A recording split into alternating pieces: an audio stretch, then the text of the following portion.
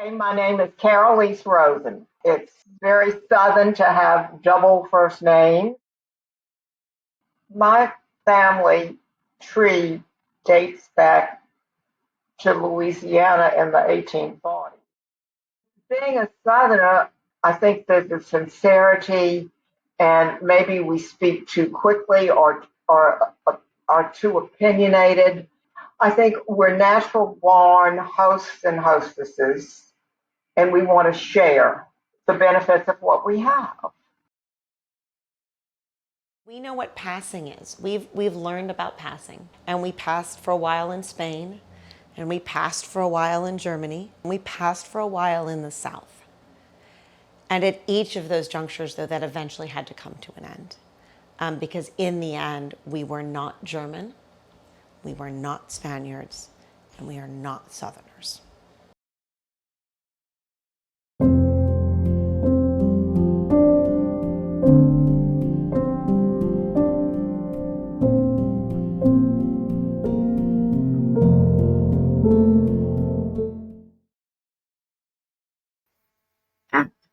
I don't think I ever really separated being Jewish and being Southern. I mean, I don't ever remember them creating any difference as far as being Jewish. We all enjoyed being Southern. David Duke, a former Grand Wizard of the Klan, won a seat in the Louisiana legislature. You would see the KKK as you went to, I remember, the KKK were out in full regalia when my parents went to register a car title. We'd get our picture in the paper and it would list our home address. You could just be absolutely certain that some dumbass xenophobe is going to pull some hijinks. And it was usually a swastika, usually a spray painted swastika on the front door. I remember that being kind of, that was the subtle one. And I think in this moment, I feel less safe. I don't think my father went to synagogue and looked at the exits with a sense that he was in danger. The county that I grew up in, Forest County, is not named for the beautiful pine forests there, but rather for Nathan Bedford Forrest, who started the KKK, and they've never bothered to change the name of the county. We're guests here for as long as people want us to be here, and then we will not be here anymore, and the welcome will go. So we need to always keep that in mind. Our culture, our language, our traditions have to stay with us, and they have to remain portable. And so to be a Southern Jew is to sit in between those two things of rootedness in a very specific space and location. The top of the anti-Semitism chain was really damaging and rough to deal with as a kid. And I knew about Hitler's birthday. I knew about April 20th. I've known that my whole life because that's when a brick came through the window.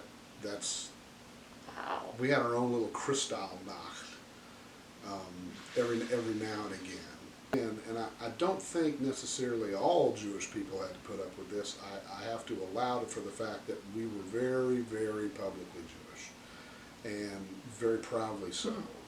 And I think that, that's always a thread. I'm a Jew.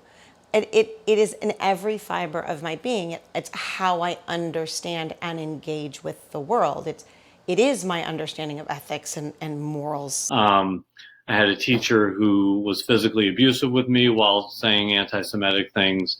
We're praying for you, and you're burning in eternal damnation. Yeah. Like, this is like a kid who was my friend.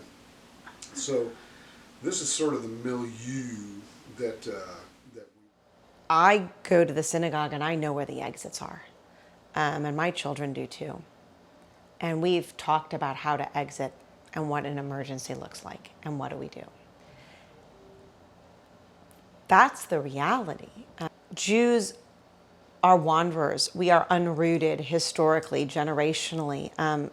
We lost our land. We were prevented from owning land.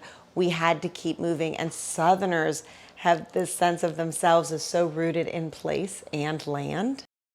My mother was confirmed from Temple Sinai, if that tells you anything, how long my family's been associated with it. part of the time I grew up. Nobody was bar mitzvahed, nobody was bat mitzvahed. We all were in our little niche, and that was Judaism to us. And it's changed radically from that time.